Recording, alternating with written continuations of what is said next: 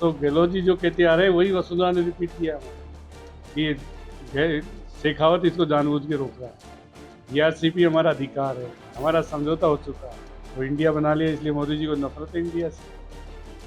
India फिर देश छोड़ के चले जाएगा अगर उसमें इंडिया से नफरत है। कैलाश मेघवाल बोला तो उसको पार्टी से निकाल दिया। अभी वो बोली सूर्यकांत व्यास तो उसके पीछे पड़े हुए हैं। और आपने अर्जुन मेघवाल का अगर बयान सुनाओ, वीडियो देखा हो, और उसने खुद ने ही कह दिया कांग्रेस आ रही है, भाजपा जा रही है। हमारे साथ मौजूद हैं स्वास्थ्य मंत्री प्रसाद लाल मीणा, उनसे सीधी बात करेंगे। सर, आज सबसे पहले मैं बात करना चाहूंगा, किसान परिवार से आप निकले और विधानसभा तक कैसा सफर रहा? शुरुआत में मुश्किलों का किस तरह का सामना करना पड़ा? शुरुआत में किसान परिवार और खेती हमारा मुख्य धंधा था, है, और उस परिवार से निकलकर ऐसा महसूस हुआ कि हमारे ऊपर विकास की जो नई जिम्मेदारी है उसको किस तरह निभाएंगे। हमने इस पूरे सफ़र में लाल सूट के विकास की जिम्मेदारी को बखूबी निभाया, और जो भी यहाँ की समस्याएं थी, जो भी यहाँ का अभाव था, उनको सबको दूर करने की कोशिश की है। और आज लाल सूट सभी क्षेत्रों में, चिकित्सा में, स्वास्थ्य में, सड़कों में, पानी में एक मॉडल विधानसभा क्षेत्र बना है। उसी का फल है कि जनता ने यहाँ लगातार मुझे जिताया, माननीय मुख्यमंत्री जी ने 3 बार मंत्री बनाया। उसके कारण यहाँ पर विकास के काम जो भी हमने चाहा, जो भी मांगा इलाके के लोगों ने, वो सब काम हमारे यहाँ हुए हैं। जब 85 में एमएलए बने थे तो यहाँ 3 डॉक्टर बैठते थे, और आज यहाँ 300 डॉक्टर बैठे। यहाँ कोई कॉलेज नहीं था, आज 11 कॉलेज। यहाँ तहसीलदार के अलावा कोई कोर्ट कचहरी नहीं था, आज यहाँ ADJ, municipal court, ACJM, additional SP, ADM, SDO दो। ये बहुत बड़ी विकास की प्रगति है, लोगों को सुविधाओं की। 2 पंचायत समिति, पहले एक तहसीलदार बैठता था केवल लालसोट में 85 में जब एमएलए बना। आप देख लीजिए उसका विकास का कॉलेज या नाम मात्र की नहीं थी, आज कई कॉलेज, यहाँ पर 11 कॉलेज है, सब तरह के आईटीआई है, वेटनरी कॉलेज है, महिला कॉलेज है, 3 महिला कॉलेज है, 4-5 बालकों के कॉलेज है, सीएससी पीएससी, एक पीएससी हुआ करती थी सिर्फ मंडावरी, एक पीएससी।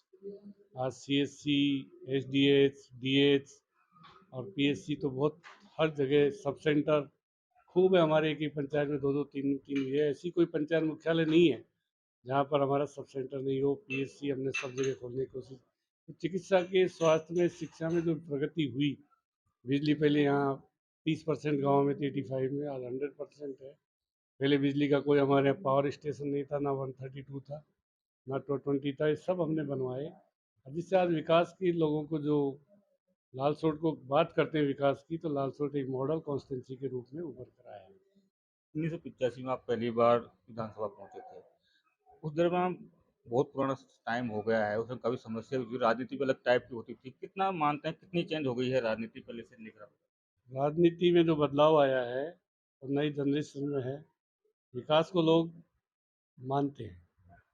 एक जनप्रतिनिधि ईमानदार हो तो उसको कहीं कोई कठिनाई नहीं होती है।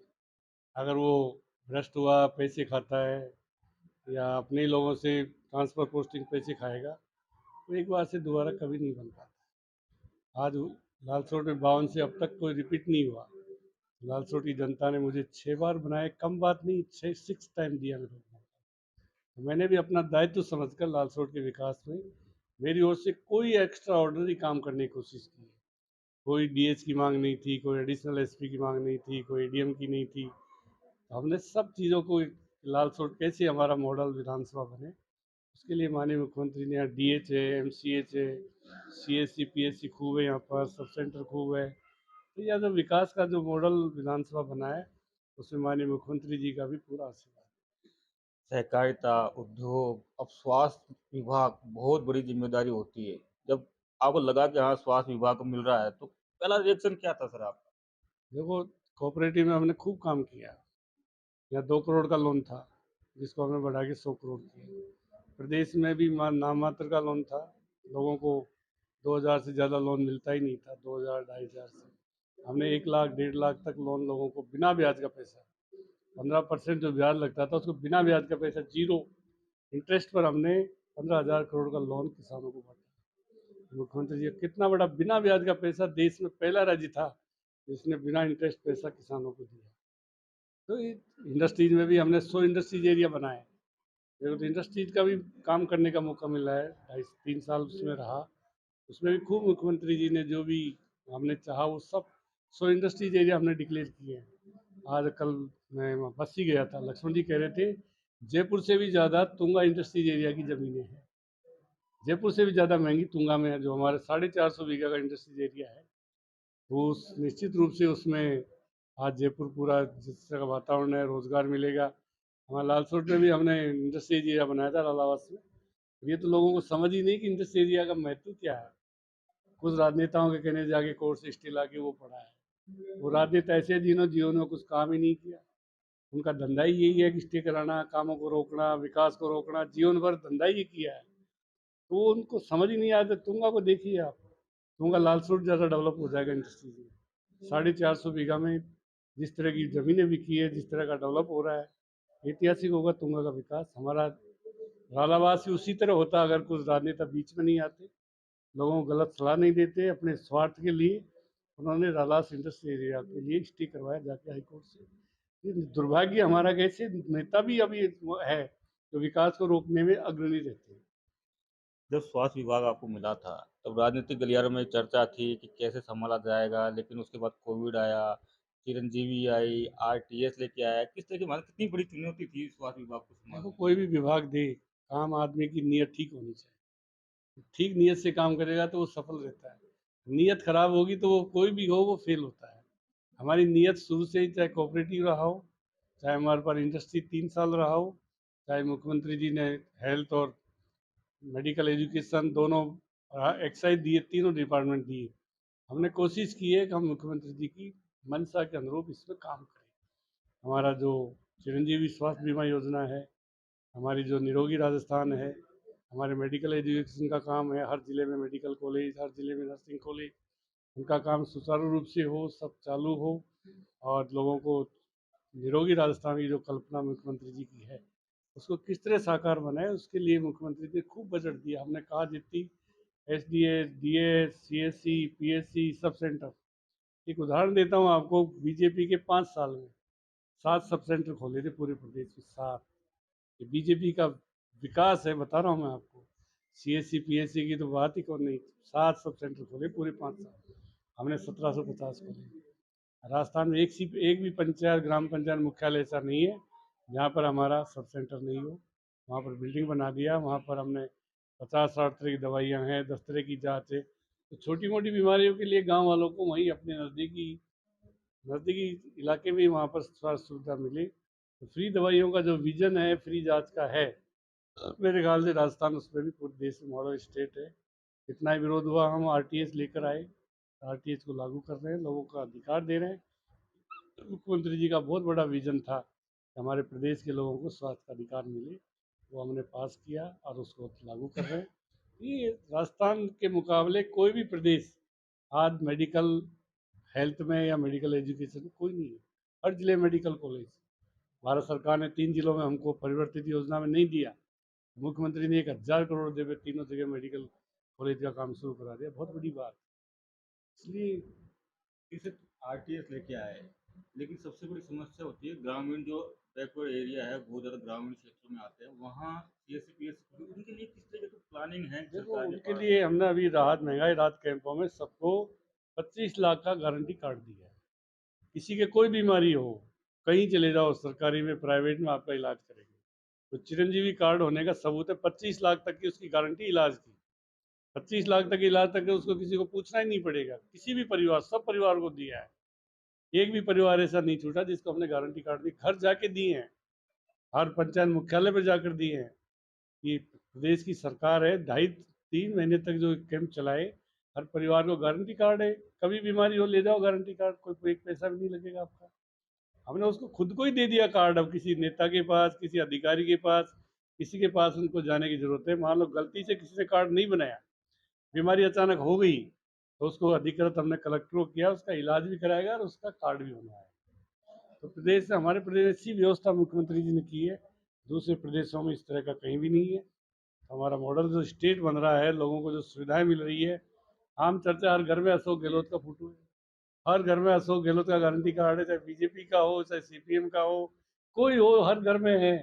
बीजेपी वाले ज़्यादा छाती भी चुका के लेके हैं, उन्होंने तो ऐसा यूज कर रहे हैं सब। कोई कह दे मेरे घर में गारंटी, एक आदमी कह के बताओ मेरे घर में गारंटी कार्ड दी, सब कहे बीजेपी नेताओं। राजनीति के सवाल पर आने से पहले एक और सवाल करूँगा, ईआरसी बड़ा मुद्दा है। अशोक गहलोत साहब ये कहे कि भाई बीजेपी जो केंद्र की और जो टकराव है राज्य सरकार के, कि केंद्र की नहीं करना चाहती, लेकिन हम ईआरसीपी करेंगे, कैसे पूरा होगा? आपने सवाई माधोपुर में जो इनकी यात्रा थी उसमें वसुंधरा जी का भाषण सुना है? सुना है, फिर मेरे को कहने की आवश्यकता नहीं है। अशोक गहलोत जी जो कहते आ रहे हैं वही वसुंधरा ने रिपीट किया वहाँ। ये शेखावत इसको जानबूझ के रोक रहा है।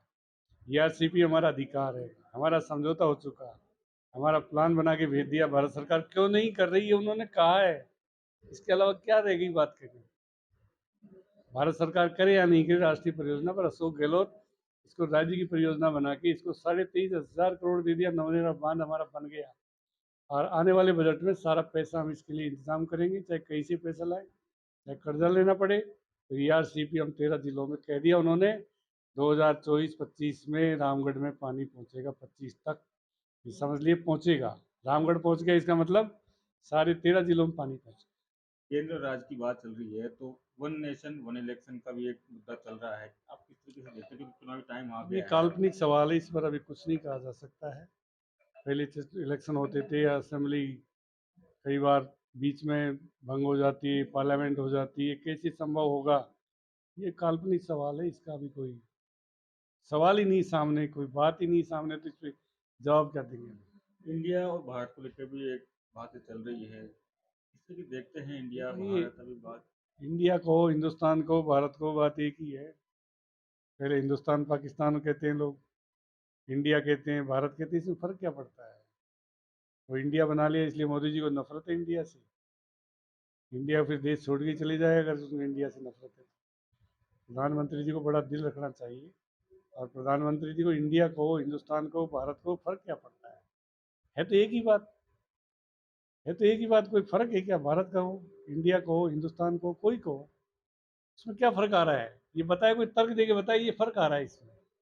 कोई हमारा नाम नीचा हो रहा है कि हमारा ऊंचा हो रहा है कि हमारी कोई इसमें वो हो रही, क्या हो रहा है उसमें? बात एक ही है। ये तो मोदी जी की जो इंडिया बनाया अभी गठबंधन विपक्ष का, उसके मारे मोदी जी को नींद नहीं आ रही है, उसकी नींद हराम हो रही है। अभी जो बाई इलेक्शन के चुनाव आए उसमें घोसी में जो गठबंधन का आदमी जीता, उससे मोदी जी परेशान। राज्य की राजनीति पे आते हैं, बीजेपी एक तरफ परिवर्तन यात्रा निकाल रही है और कांग्रेस सर्वे पर सर्वे हो रहे हैं लगातार पार्टी। लोगों को बीजेपी को ये बताना चाहिए कि हमने पहले, हमारा राज था 5 साल में क्या किया। हम बता रहे हैं हमने ये किया, उनको बताना चाहिए। अगर किया हो तो बताओ भाई, क्यों बताना चाहिए कि हमने ये किया था, कांग्रेस ने ये नहीं किया। उस चीज में आना चाहिए हमको। फालतू परिवर्तन यात्रा में तो आधी कुर्सियां, तो 500 में से आधी कुर्सियां खाली रहती है। नेता लड़ रहे हैं आपस में, बड़े नेता कोई जा नहीं रहे। थर्ड ग्रेड के जो नेता हैं वो इस यात्रा में जाते हैं जिनका कोई वजूद नहीं। जो चुनाव हारे हुए लोगों को इसमें भेज रहे हैं, जीता हुआ कोई नहीं जा रहा है। चाहे वो गोठवाल हो, चाहे अरुण चतुर्वेदी, ऐसे लोगों का उपयोग कर रहे हैं। उनका क्या वजूद है जो खुद ही चुनाव नहीं जीत सकते? क्या वजूद है? वो परिवर्तन यात्रा का नेतृत्व कर रहे हैं, उससे क्या फर्क पड़ता है? लाल सूट देख लो, डोसा देख लो, मालपुरा का देखा वीडियो आपने? आधी कुर्सी खाली पड़ी, 500 लगाई, 500 भी नहीं भरी।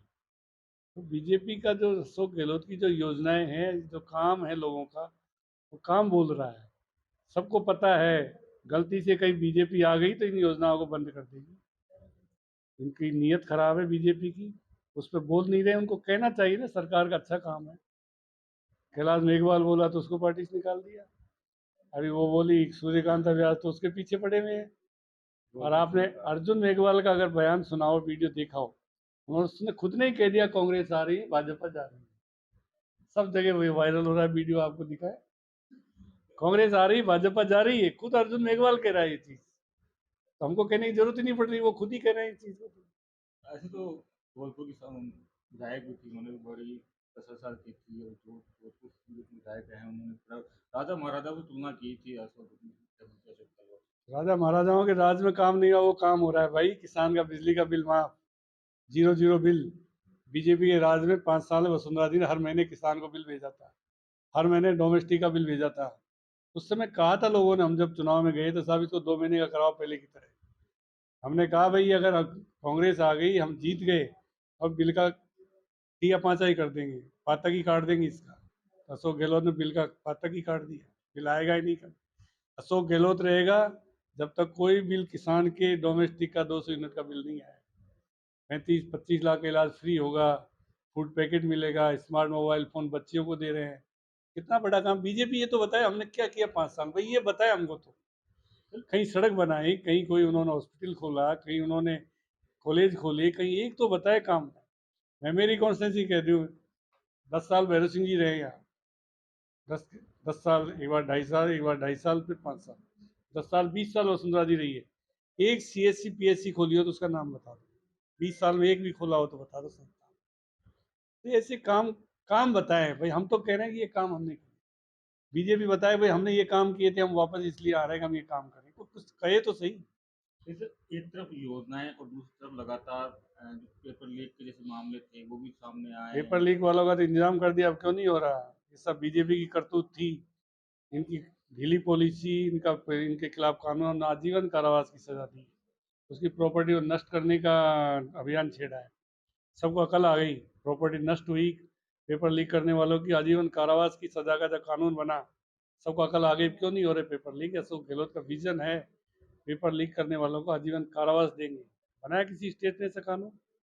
यूपी में, बिहार में कहीं बनाया कानून ऐसा? तो ये ये भी कहे राजस्थान सरकार है जिसने इतना कठोर कानून बनाया है, किसी भी कीमत पर पेपर लीक नहीं होना चाहिए, बच्चों के जीवन के साथ खिलवाड़ नहीं होनी चाहिए।